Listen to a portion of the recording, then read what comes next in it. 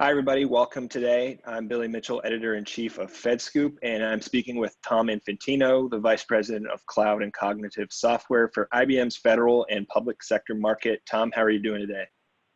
Hey, I'm doing great, Billy. Thanks for taking the time to speak with me today. Absolutely.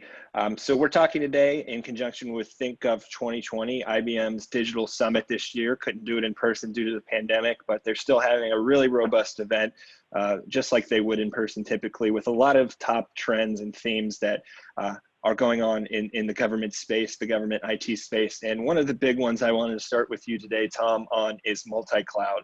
And the first question I have is, how has a multi-cloud portfolio approach to IT helped to accelerate digital transformation in the government space? Yeah, so Billy, multi-cloud is really all about being open, right? And having the flexibility and ability to move workloads to where you need to move them to. For instance, really multi-cloud is really about the power of portability. If you have, and being locked in is just not something that's good for really anyone, right? And so when you have multi-cloud, you can move your workload to any public cloud, to private cloud, to on-prem if it's appropriate. So wherever your workload makes sense, if there's speed involved and you want to do development in the public cloud and then maybe move it to production going forward, you absolutely have that ability. If there's a scenario where predicting the future is difficult, right? There's no doubt about it. So let's say there's a scenario now where you think somewhere down the road you may want to move this to public cloud, but for federal government regulations or whatever it may be, you want to go on-prem now for data security or whatever it may be. Maybe it's mandated. You can do it on-prem now, and then down the road, you're totally easy to move. Hit a button, you can move it up to IBM public cloud. You can move it to AWS, Azure, like I said, a private cloud. It gives you that ability. It's all about the power of portability. And when you do that assessment of where you should put it, we have a tool called Multi-Cloud Manager, which will help you assess which is the right place to move it to. But it really gives you the flexibility to move workloads to the right place. And then, as I said, predicting the future is difficult. So down the road, you'll have the ability to move things around as you need to. Great. Tom, we've heard a lot about automated workflow applications in government space. How have those automated applications transformed the delivery of digital service in government? Yeah, so automated workflows is really about providing a better service to our citizens, and it's kind of done in two different ways. One is automating workflows frees up our government workers to do less mundane tasks and really focus more on higher value tasks, right? It allows them to do more assessment, allows them to work with the citizens more, just allows them, it frees them up to do more, really value-added tasks, which is obviously better not only for our citizens, but it's also better work, quality of work for our individuals. They can get more job satisfaction and do things that are really funner to do, to be honest. The other part is automating tasks, automating workflows brings information and power to our citizens. For instance, the chatbots that you're seeing rolled out really in many of our state and local governments and our federal governments, et cetera. And that allows our customers to access information. By customers, I mean our citizens, right?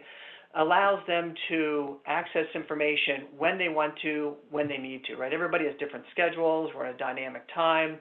If a customer wants to access, if a citizen wants to access unemployment information at 4 o'clock in the morning when they happen to get up, they can access that information via chatbot. It's automated. They don't need to actually get on the phone and talk to somebody.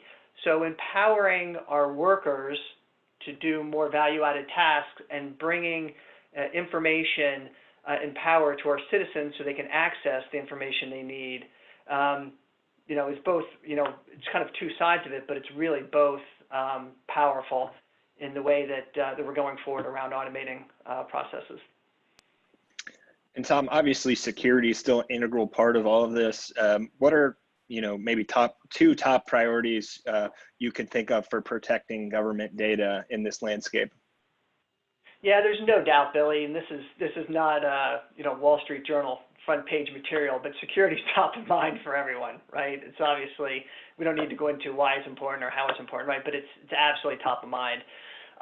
So I guess the two biggest ones is, one is around remote access, right? With the pandemic, the governments have had to work differently, right? Traditionally, where a significantly large percentage of our workers would go into an office, now they're working remotely. They're working on devices. They're working, at home on laptops. So there's a whole security around that is absolutely critical. And then the other thing is really, this is a little bit more technical, but encrypting data at rest, right? We need to make sure that when data is at rest, it is encrypted. So if there's intrusions, if there's hacks, whatever it may be, that the data is still secure. Great. And Tom, let's end today talking about, the biggest topic at this moment in the government IT space, and that's the pandemic. Obviously, federal CIOs are still very focused on their response, their IT response. So, but there's a lot of lessons that have been learned so far. And if you would, what's one key IT lesson that we might take away from the pandemic at this point? Yeah, so Billy, it's really, in my mind, it's really about expanding our contingency planning, right? Governments cannot shut down. We don't have that. Governments don't have that luxury, right? They have to continue to operate even in unanticipated environments, right? We have a pandemic that comes up, and all of a sudden, governments need to continue to operate in a completely different format, right? In a completely different way. We have to keep going. So there's extra capacity needed for, I'll use the unemployment example, right? If everybody deluged and went after the information around unemployment when the CARES Act came out, right?